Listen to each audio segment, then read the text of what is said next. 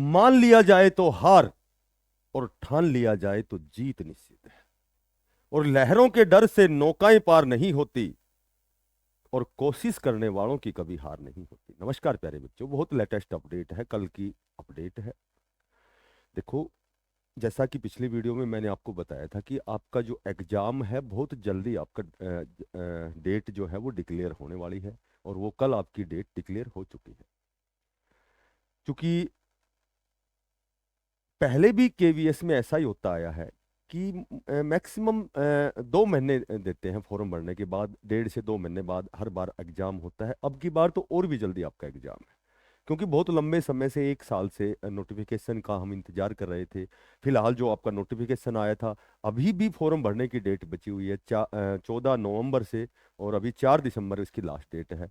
लेकिन उससे पहले ही कल 21 नवंबर को इसका जो एग्जाम डेट है वो भी जारी हो चुकी है, डेट जो डिक्लेयर हो चुकी है। आपका एग्जाम जो है वो 10 और 11 जनवरी को है। ठीक है। तो चूंकि 10 और 11 जनवरी को आपका एग्जाम है, देखो, 10 जनवरी और 11 जनवरी 2026 यानी कि नई साल का ये आपको तोहफा है। उन साथियों के लिए तोहफा है जो बहुत लंबे समय से इस भर्ती का इंतजार कर रहे थे, एग्जाम का इंतजार कर रहे थे। बहुत बहुत अच्छे अपनी उन्होंने प्रिपरेशन की है, बहुत अच्छे वो अपने आप को उन्होंने तैयार किया है इस एग्जाम के लिए। ठीक है। क्योंकि जब इंतजार लंबा होता है तो हमारे पास केवल ऑप्शन यही होता है कि भाई हम तैयारी करें। अपना जब भी एग्जाम होगा उस समय हमारी तैयारी ऐसी हो कि हम आसानी से उस एग्जाम को क्रैक कर सके, फाइट कर सके। तो 10-11 जनवरी को आपका एग्जाम है। ठीक है। और 4 दिसंबर जो है इसकी लास्ट डेट है अभी फॉर्म भरने की। ठीक है। और यहाँ जब हम बात करें सभी को पता है कि ओएमआर सीट पर आपकी ऑफलाइन आपका ये एग्जाम होगा। अच्छा, यहाँ अब की बार थोड़ा सा डिले इसलिए हुआ था इसमें कि एक तो रिक्रूटमेंट रूल है उनमें थोड़ा सा चेंजमेंट हुआ है। सबसे बड़ा जो चेंजमेंट है वो तो एग्जाम पैटर्न का ही हुआ है। ठीक है। क्योंकि जो पहला जो एग्जाम आपका आपका कॉमन एग्जाम है, प्रीलियम्स जिसको हम बोलते हैं, टायर 1 जिसको हम बोलते हैं।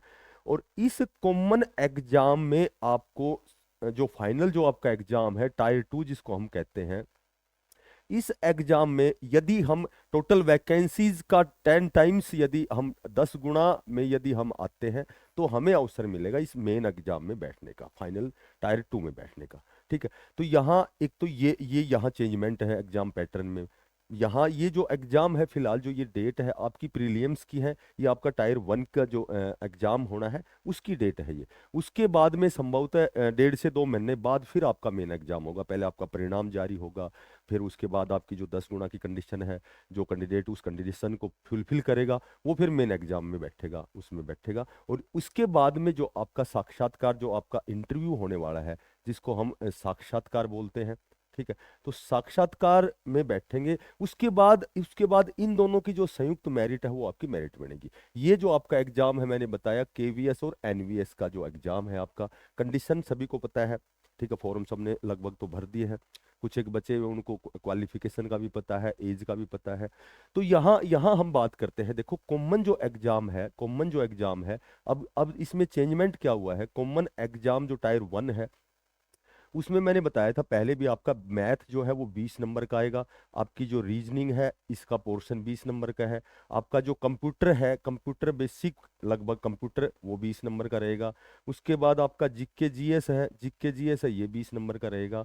उसके बाद आपकी जो हिंदी है लैंग्वेज, दो दो लैंग्वेज है, हिंदी एंड इंग्लिश, ये दोनों अलग अलग आपको 10-10 नंबर के, यानी कि 10-10 20 नंबर का, यानी कि 100 नंबर का एग्जाम 1/4, 1/4 आपको, शायद 1/3 है, 1/3 डिडक्शन है। 3 क्वेश्चन यदि आप गलत करते हैं, रॉन्ग होते हैं, तो आपका 1 मार्क्स जो है वो डिडक्ट होगा। ठीक है।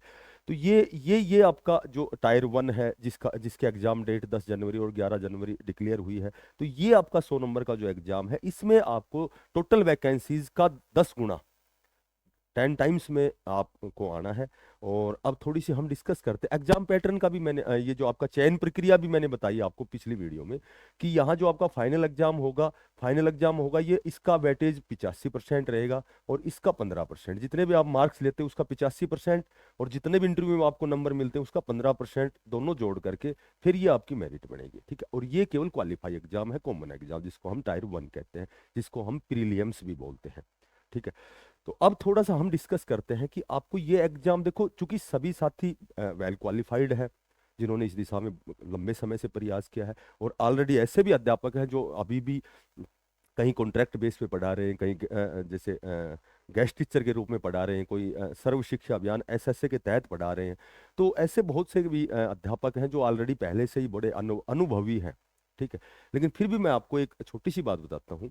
एक तो जो ये नेगेटिव मार्किंग है, इसका प्रभाव बहुत ज्यादा नहीं पड़ता है। इसका प्रभाव तब पड़ता है जब हम अल्पज्ञानी होते हैं, जब हमारी तैयारी बहुत कमजोर होती है। अच्छी तैयारी यदि है तो इसका बेनिफिट होता है अच्छी तैयारी वाले को, क्योंकि वो कम से कम उसको ये पता होता है कि 4 ऑप्शन में से 2 ऑप्शन ये आंसर तो है नहीं, और वो दो में से ही सेलेक्ट करेगा, आंसर चूज करेगा। तो वहां जो प्रोबेबिलिटी है, जो प्रायिकता है, वो बढ़ जाती है, बजाय जिसकी तैयारी कम है। क्योंकि वो तो चारों में, एक तो 4 में से आप तुक्के मारे और एक 2 ऑप्शन में से मारे, तो यहाँ नेगेटिव मार्किंग का बहुत ज्यादा प्रभाव नहीं पड़ता है। और बढ़िया तैयारी वाला तो तुरंत प्रभाव से समझ जाता है भाई ये ऑप्शन तो हो ही नहीं सकते, इसके इन दोनों में चूज करना है, या इन दोनों में से भी बेटर कौन सा है। तो ज्यादा से ज्यादा उसकी पॉसिबिलिटी है, ज्यादा से ज्यादा वो प्रोबेबिलिटी ऐसी है कि वो जो चूज करेगा आंसर वो लगभग स्टिक होता है उसका। और बात करें देखो अब फिलहाल तुम्हारे पास कितना समय है, 4 दिसंबर के बाद में 10 जनवरी, मैक्सिमम एक मंथ है आपके पास। तो इस मंथ में आपको मैं दो ही बातें बताता हूँ। पहली जो बात आपको ध्यान रखनी है कि ज्यादा से ज्यादा रोज का एक मॉक टेस्ट आपको सोल्व करना है, एज इट इज पैटर्न, जो अकॉर्डिंग पैटर्न जो इस एग्जाम के। अच्छा, ऐसा नहीं है कि मैथ केवीएस का अलग है, डीएसएसबी का अलग है, सी ग्रुप का अलग है, डी ग्रुप का अलग है, दिल्ली पुलिस का अलग है। सेम वही टॉपिक होते हैं, सेम थोड़ा सा वाइड इसलिए होता है कि उसमें थोड़ा सा लेंथी क्वेश्चन होते हैं, उसमें थोड़ा सा और ज्यादा प्रैक्टिस की हमें जरूरत होती है। तो कोई भी एग्जाम उठा के, कोई भी आप उठा के जिसमें ये सब्जेक्ट आते हैं, चाहे वो सी टेट का हो, एस टेट का हो, चाहे वो किसी भी एग्जाम को, आप रोज एक मॉक टेस्ट। और सबसे जो बड़ी बात यह है, देखो क्या होता है कि जो भी जितने भी महान लोग हुए हैं हमेशा अपनी कमियों को सुधार के होते हैं। तो जितनी भी आपकी कमियां हैं केवल उन पर इस महीने में काम करो, रोज मॉक टेस्ट। कुछ नया सीखने का मतलब ये है कि जहां आपकी जो सब्जेक्ट आपका कमजोर है, आप उस पर सबसे ज्यादा फोकस करें। हालांकि उसका भी रिवीजन करो जो आपको आता है। ऐसा नहीं कि मुझे ये एक्सरसाइज तो आती है, ये टॉपिक मुझे आता है, ऐसा नहीं होता है। वो रिवीजन तो करना ही पड़ेगा उसका, उसकी आप practice, practice makes man perfect. Practice तो बार बार करनी पड़ेगी, उससे आप समय बचाएंगे। आपको जो चीज आती है उसको भी बार बार आप जब अभ्यास करेंगे तो उसमें आप समय बचाएंगे।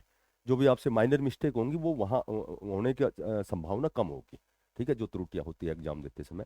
क्योंकि एग्जाम देते समय कई बार हमारा दिमाग जो है वो, हम 2/3 से काम चलाते हैं, 1/3 तो हमारा काम नहीं करता शुरू में। धीरे धीरे जो जो समय जाएगा जाएगा, जो हम वो 100% दिमाग काम करेगा, हम फिर पूरा 100% उस पर फोकस करते हैं।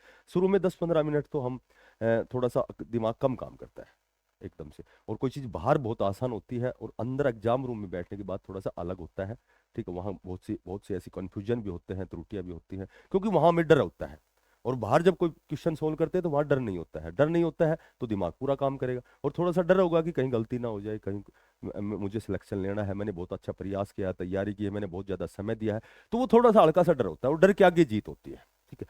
तो यहाँ कहने का मेरा मतलब ये, जहां जहां जिस सब्जेक्ट में आपकी कमजोरी है, विशेषकर मैथ तो अर्थमेटिक लगाओ, ठीक है। रीजनिंग की बात करते हैं, रीजनिंग तो बिल्कुल वर्बल नॉन वर्बल आसानी होती है। कंप्यूटर कंप्यूटर कुछ एक कैंडिडेट्स का कंप्यूटर कमजोर होता है, क्योंकि कंप्यूटर कंप्यूटर का थोड़ा सा क्या होता है कि किसी का टेक्निकल, कोई टेक्निकल होता है, कोई टेक्निकल नहीं होता, कोई किसी के पास मूर्त बुद्धि ज्यादा होती है, किसी के पास अमूर्त बुद्धि ज्यादा होती है। तो ये दोनों चीजें बटी हुई है सभी का, सभी मानव प्रकृति, मानव स्वभाव, मानव की रुचियां, वो सब कुछ डिफरेंट डिफरेंट होती हैं। तो यहाँ कंप्यूटर में थोड़ा सा, जिसका कंप्यूटर कमजोर है, जिसके पास डिप्लोमा नहीं है, तो वो थोड़ा सा कंप्यूटर की थोड़ी सी और अच्छी तैयारी करे। जीके जीएस ये लगभग आजकल टेक्निकल सिर्फ करंट जीके पढ़े, करंट जीके ही ज्यादा पढ़े, जो आजकल की लेटेस्ट जो समसामयिक जो घटनाक्रम है उस पर ज्यादा फोकस करना, ठीक है। क्योंकि आजकल हिस्ट्री पॉलिटिकल बहुत कम आते हैं, लेकिन करंट अफेयर्स बहुत ज्यादा आते हैं 20 नंबर में।